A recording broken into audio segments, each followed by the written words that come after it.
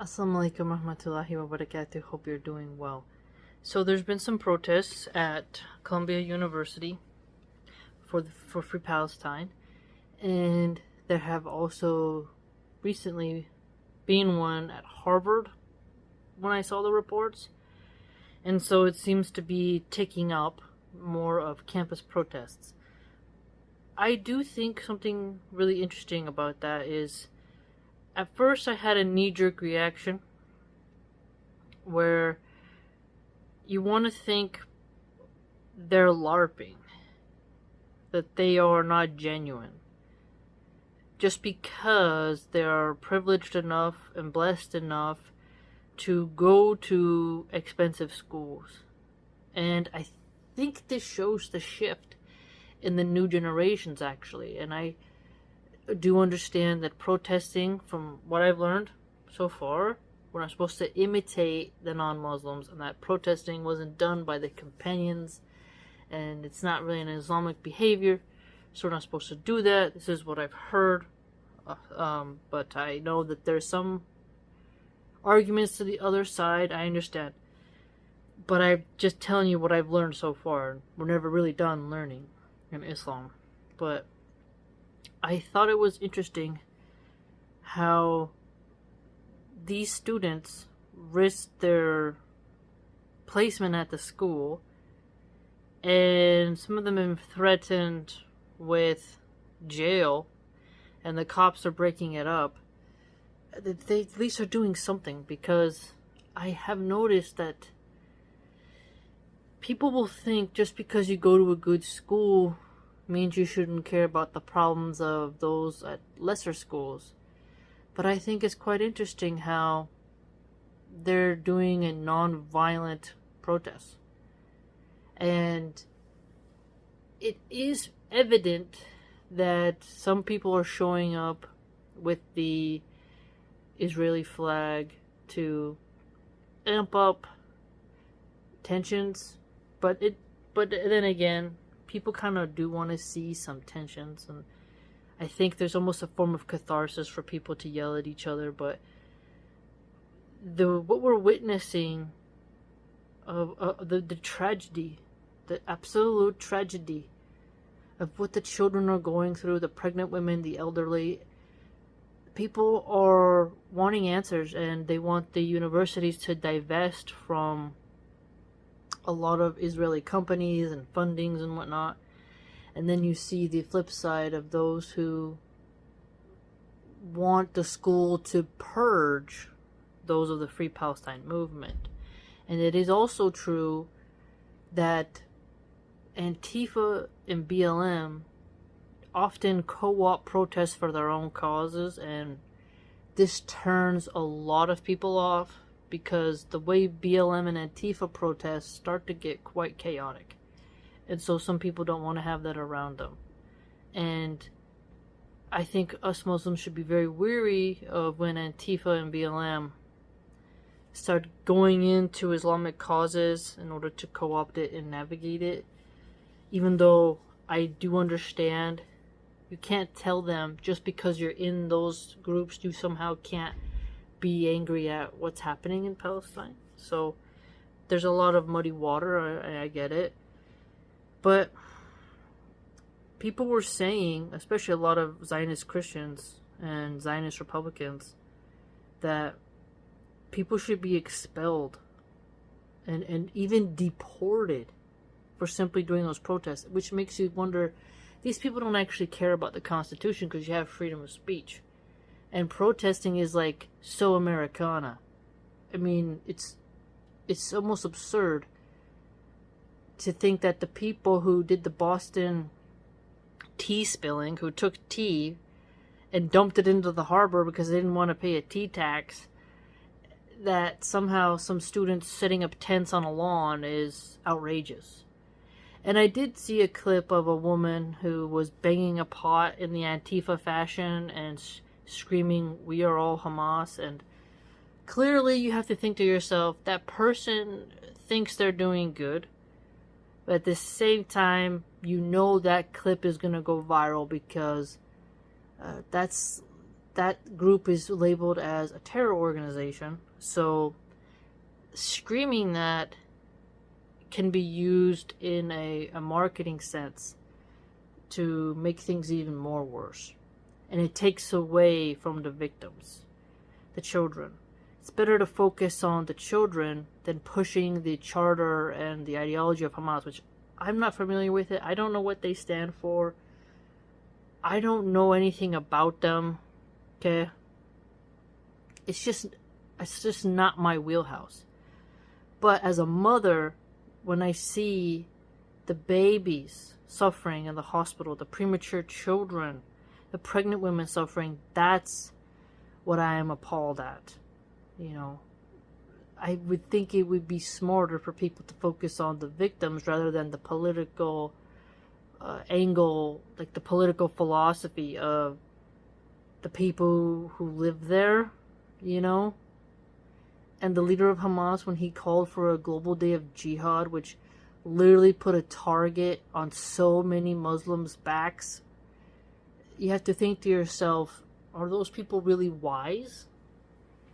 What is going on here? What is really happening? And so I don't know much about how that problem with there will be fixed, anything about it, what kind of government is going to take over, none of that. I'm just saying that for people to do a simple camp on the lawn protest and do chants and theater music, not theater music, I saw some theater kids like doing a weird dance routine. It's harmless, really, and it gets a lot of anger out. And it's quite strange where some students feel like they're being attacked simply because people are voicing their concern over the complete demolition, destruction, and massacre that is happening. It's really quite sad how you're supposed to focus on, according to them, the 1,000 who were lost on their side and ignore the way higher number of children who have perished. You know, it's really quite sad. So I think it's the least those students could do. And it's a lot more than what people are doing at other schools. I mean, who am I to stand in their way at simply sitting on the lawn and voicing their political opinions about why they don't think a certain war should be occurring? There's been campus protests for Vietnam, the war in Iraq. I participated in a anti-Trump protest for my college. I walked and I was like, okay, because I was very worried with what he was going to do with immigration, because most of my friends are Latinos, and some were legal in this country and some weren't, and so that hit home. Even though I do understand you're supposed to vet people and everything, I understand. But it was just like I was scared, like my families were going to be torn apart. I was worried. And so I participated in that. But I wasn't a Muslim then, and I don't know if I can do that kind of protesting now. Again, I'm still learning what's allowed, what's not. But I'm not going to get in the way of Ivy League students doing a simple form of protest. I mean, we're the Harry Potter generation, you know? Let's put it that way. So I understand where people feel school is part of their life. And you're going into thousands of dollars of debt to go to these schools. And you want to be proud of the name, and it's like your second home. It's Hogwarts for you. I get it. You know? Just because I'm a stay-at-home mom now doesn't mean that I wasn't attached to my schools. And the funny part is that I was going to go to Columbia. I was going to apply, talk to recruiters. I have the grades for it. And I just didn't like the New York atmosphere of no trees and no nature. I know that sounds trivial, but there's not enough plants and wildlife. And I'd rather go to a smaller school, even a community college, than that, you know. I had invitations to Cornell. I used to share all these screenshots in the past. And so there was the Harvard Extension School, which is like for returning students and stuff. I went to Georgetown, checked out their campus. But alhamdulillah, I didn't go into debt, and I didn't go down those high expensive paths. However, when my children are grown and I'm old, who knows? Maybe I will, without taking debt. I don't know. I'll always be an old lady on some college campus, inshallah, reading, learning, taking more and more Shakespeare classes. But I understand that these students, they have a culture on their campus, and they view school differently than how we view public school. Like, public school, high school in particular, is like a prison in many regards. You're forced to be there, whereas colleges, you chose to be there and you were accepted. And you hope to have a similar mission. And you have memories there that'll be with you to the day you die. And you're going to be working in order to pay that school back the debt. So you feel like you're part of something. I understand that angle, because when my college decided to put the jab mandate and I said no, and I did basically a form of protest, and we didn't win. We didn't get our religious exemptions, and now they don't require it. But at the time, you know, I was like, this isn't right for a school to tell me what to put in my body.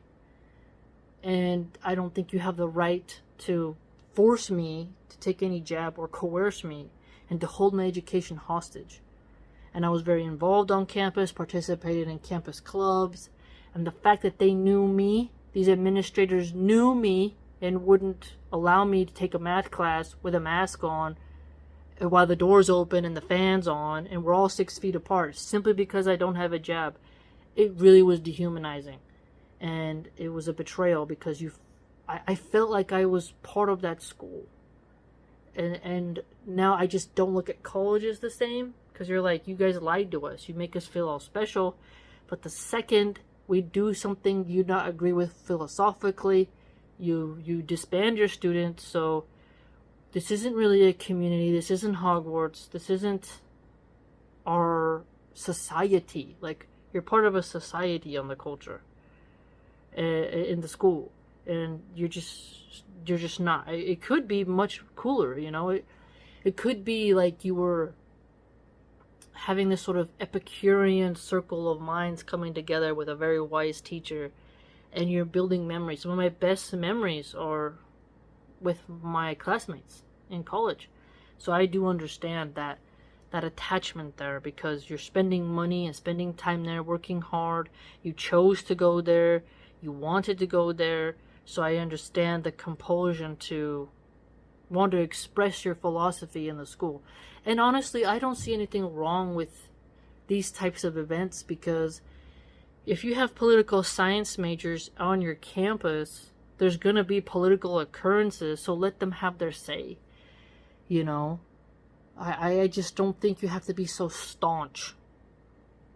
I really do think that you can have the say. Public schools are different. Like when they tried to force my kid to wave the Ukraine flag and to support Ukraine and hate Russia, these are little kids. They don't understand nothing about geopolitics, and they're forced to be in public schools, and this is not cool. College is different. You're dealing with adults. They're fully developed in their brain, some of them, right? And they're paying to be there.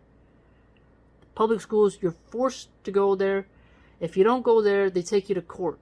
You know, your kid has to be in school. Whether homeschool or public, they gotta be in school. Okay? And so, it's different. You're held hostage in public schools, at the mercy, because you have to be there. You know, but you get to choose your classes in college, and, you know, your majors, and you have different majors there. Political science people are supposed to kind of be on the edge and a bit blunt and concise and direct. That's what politics is. That's what it is. You know, they're not trying to be lawyers.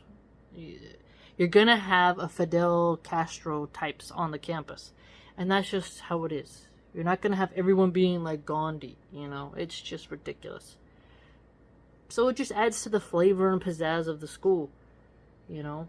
You want to make people feel included. You don't want things to get violent and crazy, but you have all these different minds coming together, and they suspended classes and put everything on Zoom over the protests. And it's like these schools are still charging people so much money for Zoom classes. the fact that people can't realize how these schools don't really have all the knowledge and they're manipulating them is astounding, you know. But credentialism and title worship is what causes people to want to spend this much money on these schools because of their legacy history. So we assume because that these are expensive places, people aren't allowed to have a form of protest. That's more hippie, but I'd argue it's kind of needed because some of these people in that school, they're going to go on to be power players. And why not have them exposed to different ideas? The problem is with campuses have become too soft. They've become way too PC. I thought the right wing was not about cancel culture and, you know, NPCs ruining everything and, oh, facts don't care about your feelings, but suddenly there's a mild protest over a legitimate offense, which is the massacring of, you know, innocent civilians, and now it's just too much for the right-wing Republican Christians. Because they resemble too much of BLM and Antifa, they feel. I don't get it. You know, as a Muslim, I don't know. I have to ask more sheikhs what's permissible, what's the truth. Can we participate in this? When it turns to rioting, we leave, but if it's just a peaceful sit-in, is that okay? You know, I don't know the thick of it, but I've learned a little bit. But I'm not going to mock people who simply do those forms of protests, and if they want to get hit in the face by a cop in order to bring awareness to what's happening over there, I think to myself, it's their choice. I'm not going to stand in the way. Each person is, you know, it's up to them what's going to happen. But you can't get mad at liberals for not allowing conservative speakers, but then get mad when people protest against a cause you don't like and now you want to shut down the school.